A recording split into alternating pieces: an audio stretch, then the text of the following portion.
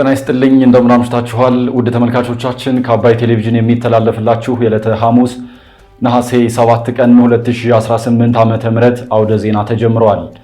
በምሽቱ የዜና ጎጃችን በርካታ ዘገባዎችን ወደ እናንተ እናደርሳለን። ዜናዎችን እየመራሁ ደግሞ ቴዎድሮስ አይቸው ከእናንተ ጋር ቆይታ አደርጋለሁ። አብራችሁን ትቆዩን በአክብሮት ጋብዛችኋለሁ። በመጀመሪያው ክፍለ ጊዜ መረጃ ጥንቅር ሰዓታችን የሀገራዊ ምክክር ጉባኤው ሂደት 3/4ኛ የሚሆነው ስራ መጠናቀቁን ኮሚሽኑ ማሳወቁን፣ የህወሓት ቡድን ጦርነት የሚጀምር ከሆነ ራሱ የሚጠፋበት እንዲሆን መስራት አለብን ሲሉ ሌተናል ጀነራል ጻድቃን መናገራቸውን፣ እንዲሁም የኢትዮጵያ መገናኛ ብዙሃን ባለስልጣን መከላከያ ሰራዊትና ፌዴራል ፖሊስን ጨምሮ ከ11 መንግስታዊ ተቋማት ጋር የመግባቢያ ስምምነት መፈራረማቸውን የተመለከቱ መረጃዎችን ወደ እናንተ እናደርሳለን። አብራችሁን ቆዩ። የሀገራዊ ምክክር ጉባኤው ሂደት 3/4ኛ የሚሆነው ስራ መጠናቀቁን ኮሚሽኑ አሳወቀም።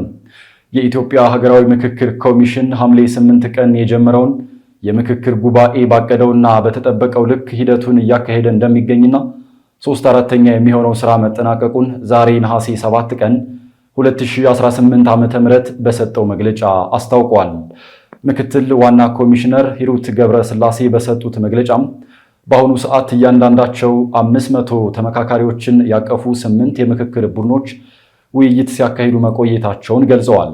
ምክትል ዋና ኮሚሽነሯ የምክክርን ሂደት ሲገልጹ አብዛኛዎቹ ቡድኖች በተነሱ ምክረ ሐሳቦች ላይ የጋራ መግባባት ላይ በመድረስና ፊርማቸውን በማኖር ስራቸውን በማጠናቀቅ ላይ ይገኛሉ ያሉ ሲሆን በውይይቱ ሂደት ውስጥ አለመግባባቶችና የሐሳብ ግጭቶች ነበሩ በማለትም ተናግረዋል። እነዚህ ሁኔታዎች መከሰታቸው የምክክሩን አስፈላጊነት ይበልጥ ያረጋገጠ ነው ያሉት ኮሚሽነሯ ተመካካሪዎቹ ልዩነቶቻቸውን በሰለጠነ የውይይት መድረክ በመፍታትና እርስ በርስ በመደማመጥ ወደ አንድ የጋራ ሐሳብ መምጣት መቻላቸውንም አብራርተዋል። ምክትል ዋና ኮሚሽነር ሂሩት ገብረስላሴ ያክለውም 8ቱ የምክክር ቡድኖች ያዘጋጇቸውንና የተስማሙባቸውን ምክረ ሐሳቦች የማጣጣም ስራ የሚሰራ ልዩ ቡድን መቋቋሙን ገልጸው ይህ ቡድን በሚቀርቡት ሐሳቦች መካከል የሚጣረሱ ነጥቦች እንዳይኖሩ ጥንቃቄ ከማድረግ ባለፈ ልዩነት የታየባቸውን ሐሳቦች ወደ አንድ በማምጣትና አጠቃላይ ሐሳቦቹ ላይ ወጥነት የመፍጠር ወሳኝ ስራ ያከናውናል ብለዋል። በዚህ ሂደት ውስጥ አለመግባባቶች፣ ግጭቶች አልነበሩም አይባልም። በመኖራቸው ምክንያት ግን ይህ ምክክር አስፈላጊ መሆኑን የበለጠ አረጋግጠናል።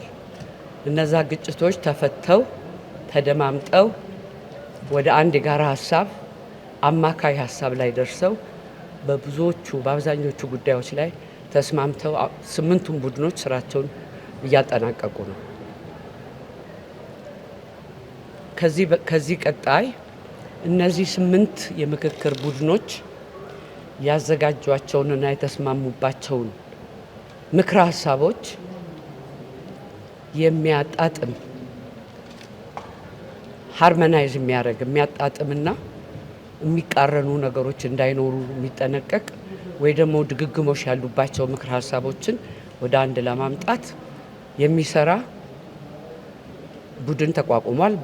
በየ8ቱም ቡድን ተመርጠው ጨርሰው ስራቸውን ዛሬ ከሰዓት በኋላ ይጀምራሉ። እነሱ የሚሰሩት ስራ አጠቃለን ለምናቀርበው ምክረ ሐሳቦች አንድ ወጥነት እንዲኖራቸው ለማድረግ የሚሰራ ስራ ነው። ከዚህ ባሻገር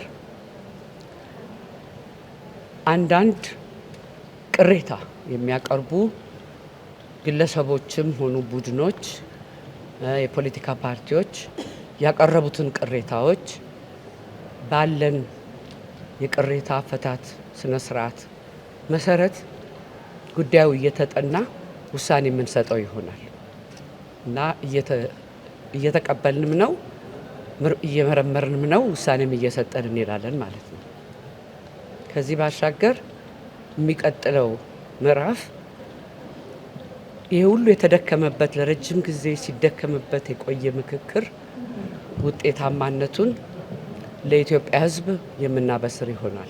ከሂደቱ ጋር ተያይዞ በአንዳንድ ግለሰቦች፣ ቡድኖችና የፖለቲካ ፓርቲዎች የሚቀርቡ ቅሬታዎችን ኮሚሽኑ በተዘረጋው የቅሬታ መፍቻ ስርዓት መሰረት እየተቀበለና እያጠና ውሳኔ እንደሚሰጥበት ሂሩት ገብረስላሴ ገልጸዋል።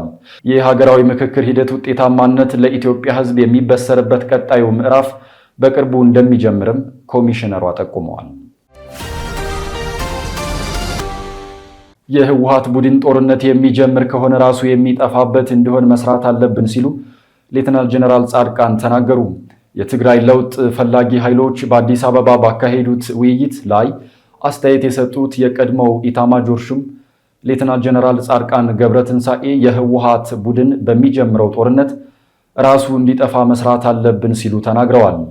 ሌተናል ጀነራል ጻድቃን ገብረትንሳኤ በዚህ መድረክ በሶስት ጉዳዮች ላይና ሐሳብ አስተያየታቸውን የሰጡ ሲሆን እነዚህም የፕሪቶሪያው ስምምነትና አተገባበር፣ የሻዕቢያ ጉዳይና በቀጣይ ትግራይን በሚመለከት ምን እናድርግ የሚሉ ናቸው። የቀድሞው ኢታማጆር ሹም በፕሪቶሪያው ውል ላይ በትግራይ ያለው ችግር በህገ መንግስቱ መሰረት ይፈታ በሚል ተስማምተናል ያሉ ሲሆን ይህም ጉዳያችንን እንደ ትግራይ ፖለቲካዊ ማህበረሰብ ተሳስበን እንዲፈታ እድል ሰጥቶናል ሲሉም ገልጸዋል። የፕሪቶሪያው ስምምነት የትግራይ ህዝብ አጀንዳ ነው። ህዝቡም ጦርነት አንፈልግም፣ በስምምነቱ መሰረት ችግራችን ይፈታ እያለ ነው ብለዋል። የኤርትራን መንግስት አስመልክቶ በሰጡት ማብራሪያ ደግሞ የኢሳያስ ቡድን የግብፅ አሊያም የሌሎች ሀገሮች ወኪል እንጂ ራሱን ችሎ መንግስት መሆን የሚችል አይደለም ብለዋል። በመሆኑም ሻዕቢያ ለሌሎች ሀገሮች ጉዳያችሁን ላስፈጽምላችሁ እያለ የሚኖር ነው ሲሉ ነው የገለጹት። ሌተናል ጀነራል አክለውም የግብፅና ሌሎች ሀገሮች ወኪል የሆነው የኢሳያስ መንግስት በበኩሉ ህወሓትን የራሱ ወኪል አድርጎታል በማለት አብራርተዋል። ሆኖም የህወሓት ቡድን በትግራይ ህዝብ ላይ በርካታ ግፎችን ለፈጸመውና ራሱን ችሎ መቆም ለማይችለው የሻዕቢያ ቡድን ወኪል መሆኑ ያሳፍራል ብለዋል። ጽምዶ በሚል የተጣመሩት እነዚህ ኃይሎች አይቀናቸውም እንጂ ከቀናቸው ዋና ፍላጎታቸው ሀገር ማፍረስ ነው ሲሉም ሌተናል ጀነራል ጻድቃን ገብረትንሳኤ ተናግረዋል። ጀነራሉ አያይዘውም ቃታ መሳብ በቀረው ጦርነት የትግራይ ህዝብ ከዚህ የባሰ ዋጋ እንዳይከፍል ጦርነቱን የራሱ የህወሓት መጥፊያ እናድርገው ሲሉ ገልጸዋል። ጦርነት እንዳይመጣ ለአንድ ዓመት ታግለናል ያሉት ጀነራል ጻድቃን የህወሓት ቡድን ጦርነቱን ካመጣው ግን የራሱ መጥፊያ እንዲሆን እንስራ ሲሉም ጥሪ አቅርበዋል። የኢትዮጵያ የመገናኛ ብዙሃን ባለስልጣን መከላከያ ሰራዊትና ፌዴራል ፖሊስን ጨምሮ ከ11 መንግስታዊ ተቋማት ጋር የመግባቢያ ስምምነት ተፈራረመ። የኢትዮጵያ መገናኛ ብዙሃን ባለስልጣን ከተለዩ ከ16 በላይ መንግስታዊ ተቋማት መካከል ከ11 ጋር በሚዲያ ዘርፍ የቁጥጥር፣ የመረጃ ልውውጥና የህግ ማስፈጸም ስራዎችን በቅንጅት ለማከናወን የሚያስችል የመግባቢያ ስምምነት ተፈራርሟል። ስምምነቱ በተቋማቱ መካከል ፈጣንና ዲጂታል የመረጃ ልውውጥ ስርዓት በመዘርጋት የቁጥጥርና የአቅም ግንባታ ስራዎችን በጋራ በመምራት እንዲሁም በሚዲያ ዘርፉ የህግ ማስፈጸም አቅምን በማጠናከር ህጋዊነትን፣ የህዝብ ደህንነትና ብሔራዊ ጥቅምን ማስጠበቅ ዋና ዓላማው እንደሆነም ተገልጿል። የሀገር መከላከያ ሰራዊት፣ የውጭ ጉዳይ ሚኒስቴር፣ ኢሚግሬሽን እና ዜግነት አገልግሎት ኢንሳ፣ ኢንፎርሜሽን ኢንተለጀንስ ኢንስቲትዩት፣ የሰነዶች ምዝገባና ማረጋገጫ፣ የንግድና ቀጠናዊ ትስስር ሚኒስቴር፣ ጉምሩክ ኮሚሽን፣ የሲቪክ ማህበረሰብ ድርጅቶች ባለስልጣን፣ የፋይናንስ ደህንነት፣ ፌዴራል ፖሊስና አዲስ አበባ ንግድ ቢሮ ስምምነቱን በይፋ ከተፈራረሙት ተቋማት መካከል ይገኙበታል። ስምምነቱን የኢትዮጵያ መገናኛ ብዙሃን ባለስልጣን ዋና ዳይሬክተር ሃይማኖት ዘለቀና በተቋማቱ ኃላፊዎች መካከል ተከናውኗል። የኢትዮጵያ መገናኛ ብዙሃን ባለስልጣን ዋና ዳይሬክተር ሃይማኖት ዘለቀ በወቅቱ እንደገለጹት የስምምነቱ ዋና ዓላማ ቅንጅታዊ አሰራር በመዘርጋት የተጠናከረ የሚዲያ ሬጉላቶሪ ስርዓት ማጎልበት መሆኑን አመልክተዋል። በተናጠል የሚወሰድ እርምጃ ውጤታማ አይደለም ያሉት ዋና ዳይሬክተሯ ስምምነቱ ከቁጥጥር ስራው በተጨማሪም አገልግሎትን ለማሳለጥና አፋጣኝ ህጋዊ እርምጃ ለመውሰድ ያስችላል ብለዋል። ባለስልጣኑ የሚሰጠው አገልግሎት በዲጂታል ማስተሳሰር፣ የአክሲዮን ድርሻና ባለቤትነት ዝውውር ህጋዊነትን ማረጋገጥ፣ የመሳሪያ ፍተሻና ፍቃድ፣ የሚዲያ ሬጉላቶር ቴክኖሎጂ ልማትና የሳይበር ጥቃቶችን መከላከል፣ የአሰራር ግልጽነትን፣ ቅልጥፍናና ተጠያቂነትን ማረጋገጥ ለአብነት ጠቅሰዋል። ከዘርፉ ተለዋዋጭ ሁኔታን ያገናዘበ ፖሊሲ፣ ህግና አሰራር መዘርጋት ከስምምነቱ በኋላ የሚጠበቅ መሆኑን ያነሱት ዋና ዳይሬክተሯ የመገናኛ ብዙሃንን አቅም ማጎልበትና የህብረተሰቡን የሚዲያ አጠቃቀም ባህል በማሳደግ የሐሰተኛ መረጃ ስርጭት መግታት ከስምምነቱ የሚጠበቅ ነውም ብለዋል። የተወደዳችሁ ተመልካቾቻችን እየተከታተላችሁ ያላችሁት ከአባይ ቴሌቪዥን የአውደ ዜና የመረጃ ጥንቅር ሰዓታችን አሁንም ቀጥሏል። ወደ ሁለተኛው ዙር ጥንቅራችን ስናልፍ ደግሞ በሚቀጥሉት 10 ቀናት የክረምት ዝናብ ተጠቃሚ የሆኑ የሀገሪቱ አካባቢዎች ከመካከለኛ እስከ ከባድ መጠን ያለው ዝናብ እንደሚያስተናግዱ መጠቆሙን እንዲሁም የዓለም ጤና ድርጅት የዲሞክራቲክ ኮንጎ ኢቦላ ወረርሽኝ እስካሁን ከታዩ እጅግ የከፋው ለመሆኑ መቃረቡን ማሳወቁን ጨምሮ ሌሎች ዜናዎችን ደግሞ ዘነበ ህሉፍ እንደሚከተለው ያቀርባቸዋል። በሚቀጥሉት 10 ቀናት የክረምት ዝናብ ተጠቃሚ የሆኑ የሀገሪቱ አካባቢዎች ከመካከለኛ እስከ ከባድ መጠን ያለው ዝናብ እንደሚያስተናግዱ ተጠቆመ። የኢትዮጵያ ሜቴዎሮሎጂ ኢንስቲትዩት በሚቀጥሉት 10 ቀናት የክረምት ዝናብ ተጠቃሚ የሆኑ የሀገሪቱ አካባቢዎች ከመካከለኛው እስከ ከባድ መጠን ያለው ዝናብ በስፋት እንደሚያስተናግዱ ገልጿል። በደቡብ ምዕራብ፣ ምዕራብ፣ ሰሜን ምዕራብ፣ ሰሜን፣ መካከለኛው ምስራቅና ሰሜን ምስራቅ የሀገሪቱ ክፍሎች ላይ የተሻለ የዝናብ መጠንና ስርጭት እንደሚኖራቸው ተመላክቷል። በምዕራብ፣ ሰሜን ምዕራብ፣ ደቡብ ምዕራብና በመካከለኛው የሀገሪቱ አካባቢዎች እርጥበታማ የአየር ሁኔታም ከመጠናከሩ ጋር በተገናኘ በተጠቀሱት አካባቢዎች ላይ ከመካከለኛ እስከ ከባድ መጠን ያለው ዝናብ እንደሚያስተናግዱ ይጠበቃል ሲል ኢንስቲትዩት ጠቁሟል። በሰሜን ምስራቅ፣ ምስራቅና ደቡብ የሀገሪቱ አካባቢዎች ደግሞ ከቀላል እስከ መካከለኛ መጠን ያለው ዝናብ እንደሚኖራቸው ኢንስቲትዩቱ አስታውቋል። በተመሳሳይ ሁኔታ በሰሜን ምዕራብ፣ ደቡብ ምዕራብ፣ መካከለኛው ምዕራብና ሰሜን ምስራቅ የሀገሪቱ አካባቢዎች ላይ አልፎ አልፎ ከሚከሰቱ የአየር ሁኔታ ክስተቶች ጋር ተያይዞ ቅጽበታዊ ጎርፍ ሊያስከትል የሚችል ከባድ መጠን ያለው ዝናብ እንደሚኖርም ኢንስቲትዩት ጠቁሟል።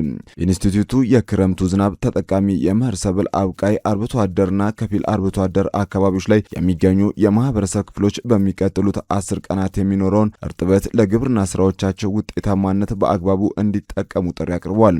እንዲሁም የሚመለከታቸው አካላት የእርጥበት ሁኔታው በውሃ አካላት ላይ የሚያሳድረውን ተጽዕኖ በመገንዘብ የጎርፍ አደጋ፣ የመሬት መንሸራተት እንዲሁም የድራሽ ወንዝ ሙላትና ሌሎች ተያያዥ የሆኑ የተፈጥሮ አደጋዎችን መከላከል የሚያስችሉ ተግባራትን እንዲያከናውኑ ማሳሰቡን ኢዜአ ዘግቧል። የ2026 የዓለም አቀፍ የወጣቶች ቀን በአዲስ አበባ ተከበረ። የወጣቶች ቀን የበጎ ፈቃደኝነትና የተለያዩ ድሎች በሚል መሪ ቃል በብሪቲሽ ካውንስል አዳራሽ የተዘጋጀው የ2026 ዓለም አቀፍ የወጣቶች ቀን በታላቅ ድምቀት ትናንት ነሐሴ 6 ቀን 2018 ዓ.ም ተከብሮ ውሏል። በስዊት ላይፍ ፎር ኦል ዋና አዘጋጅነት ከብሪቲሽ ካውንስል ከኢትዮጵያ የብሪታንያ ኤምባሲና ከቲኤች ግሩፕ ጋር በመተባበር በተዘጋጀው ፕሮግራም ላይ ታዳጊ ተመራማሪዎች፣ ወጣቶች ተሳታፊ ሆነዋል። መድረኩ ወጣቶች የሚማሩበት ያዩበት ትስስር የሚፈጥሩበትና ተስፋ የሚያነጹበት አጋጣሚን ከመፍጠሩ ባለፈ ወጣቶችን በአንድ ያገናኘ ፕሮግራም መሆኑም ተመላክቷል። በበዓሉ አከባበር ላይ ከሴቶችና ማህበራዊ ጉዳይ ሚኒስቴር፣ ከአዲስ አበባ ወጣቶች ስፖርት ቢሮ፣ ከብሪቲሽ ካውንስልና ከብሪቲሽ ኤምባሲ የተወከሉ እንግዶች እንዲሁም የሲቪል ማህበራት መሪዎች የተገኙ ሲሆን የወጣቶች ድምጽ የፕሮግራሙ ዋና ማዕከል መሆኑ ተገልጿል። በወጣቶች የበጎ ፈቃደኝነት አገልግሎት ዙሪያ ያተኮረ አሳታፊና አበረታች ውይይት የተካሄደ ሲሆን በስደትና ተዛማጅ ርዕሰ ጉዳዮች ላይም ገለጻ ተደርጓል። በወጣቶች የተዘጋጁ ኤግዚቢሽኖች የቀረቡ ሲሆን ይህም አዎንታዊ የስራ ትስስሮችን በመፍጠር በመድረኩ ወጣቶች ማህበረሰባቸውን የማገልገልና ለማህበራዊ ችግሮች መፍትሄ ማፍለቅ አቅም እንዳላቸው በተግባር ያሳየ እንደነበር ተገልጿል።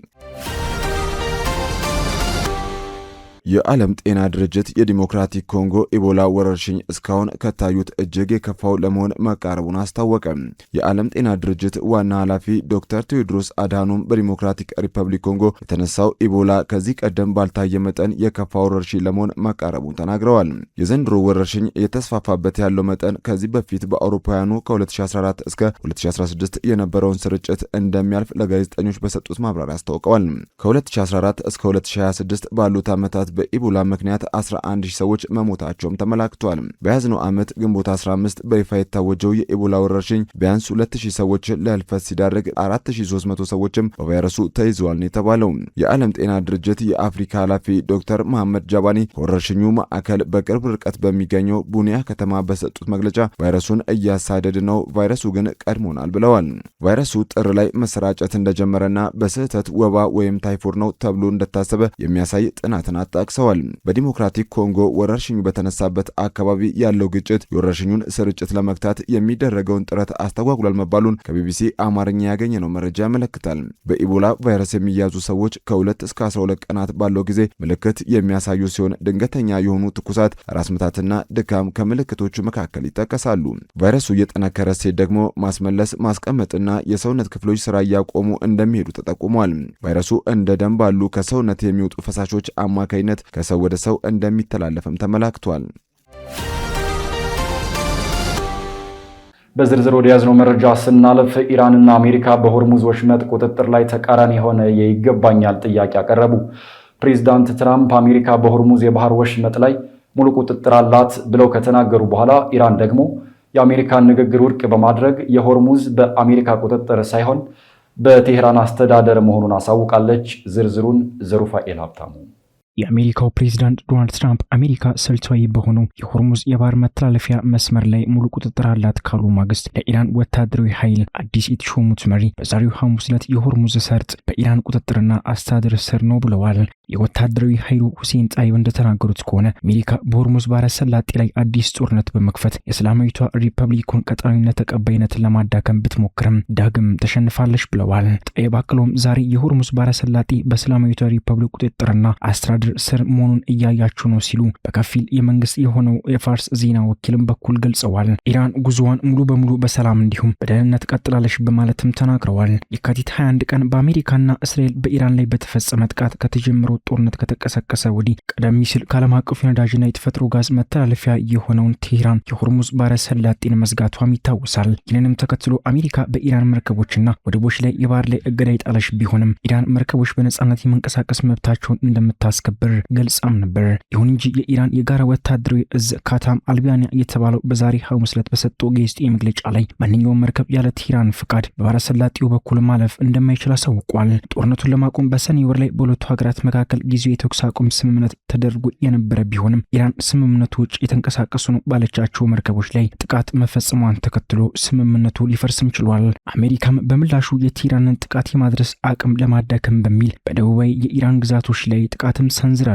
ለዚህም የአሜሪካ ጥቃት ምላሽ ኢራን በባህረ ሰላጤ ውስጥ በሚገኙ የአሜሪካ ወታደራዊ ተቋማት፣ መሰረተ ልማቶች በሚገኙባቸው ስፍራዎች በሙሉ የባለስቲክ ሚሳኤል ጥቃቶችን ስትፈጽም ቆይታለች። የኢራን ከፍተኛ ወታደራዊና ፖለቲካዊ ባለስልጣን የሆኑት ረሱል ናኢድ ራድ በበኩላቸው አሜሪካ በጊዜው የስምምነቱ መሰረት ግዴታዋን ካልተወጣች ኢራን ባህረ ሰላጤውን እንደማትከፍትም ገልጸዋል። ባለስልጣኑ አክሎም ከአሜሪካ ጋር አዲስ ጦርነት የሚቀሰቀስ ከሆነ ቴህራን ከዚህ በፊት ከነበረው በጠነከረ ሁኔታ ምላሽ እንደምትሰጥም አስጠንቅቀዋል። ፋርስ የተባለው የኢራን ዜና ወኪል እንደዘገቡ የአብዮታዊ ዘቡ ጠቅላይ አዛዥ ፖለቲካዊ ርዕዮተ ዓለም ጉዳዮች መኮንን የሆኑት ባለስልጣን ጠላት በሀገር ውስጥ ክፍፍልን በመፍጠርና የኢኮኖሚ ጫና በማሳደር ተቃውሞችን መፍጠር እንደሚችል በማሰብ ጥረት እያደረገ ነው ብለዋል። በተጨማሪም የኢራን ሰራዊት ምክትል ጠቅላይ ኢታማዦር ሹም አሊ ሬዛ ሼክ በበኩላቸው የኢራን እስላማዊ ሪፐብሊክ ለተራዘመ ጦርነትና ቀጣይነት ላለው ዘመቻ ዝግጁ መሆኑንም ተናግረዋል። እንዲሁም የኢራን ጦርነት መሪ ግልጽ ከሆነው የመከላከል አቋም ወደ ጥቃትን ቀድሞ ማስቀረትና ወደ ማጥቃት መሸጋገሩን እንዲሁም የበለጠ ሚሳኤልና ድሮን የማምረት አቅምን ቀጣይነት ላለው ዘመቻ ወሳኝ መሆኑንም አመላክተዋል። በሳምንታት ውስጥ ይጠናቀቃል የተባለው አሜሪካ በኢራን ላይ የከፈተችው ጦርነት ሞቅ ቀዝቀዝ እያለ ወራትን ያስቆጠረ ሲሆን ጦርነቱ በድርድር እንዲያበቃ ለማድረግ ጥረት እየተደረገ እንደሆነም አሸማጋይ የሆኑ ሀገራት መናገራቸውም የማይዘነጋ ነው። ስትከታተሉት የነበረው የዕለተ ሐሙስ ነሐሴ 7 ቀን 2018 ዓ.ም ከአባይ ቴሌቪዥን የአውደ ዜና የመረጃ ጥንቅር ሰዓታችን ይህንን ይመስል ነበር። አብራችሁን ስለነበራችሁ ከልብ እናመሰግናለን። በያላችሁበት መልካም ምሽት።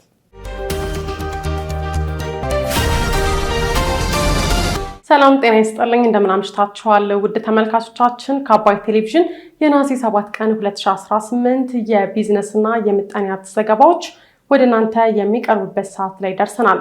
የኢትዮጵያ ንግድ ባንክ በበጀት ዓመቱ በዲጂታል አማራጮች ከ22.24 ትሪሊዮን ብር በላይ የገንዘብ ዝውውር ማከናወኑን፣ ለሐረር አውሮፕላን ማረፊያ ግንባታ ማስጀመሪያ 780 ሚሊዮን ብር በጀት መጽደቁን መገለጹን ጨምሮ ሌሎች መረጃዎችን ይዘናል። አባይ ቢዝነስን እየመራው ሀና ፍስሐ ከእናንተ ጋር ቆይታ አድርጋለሁ። አብራችሁን ቆዩ።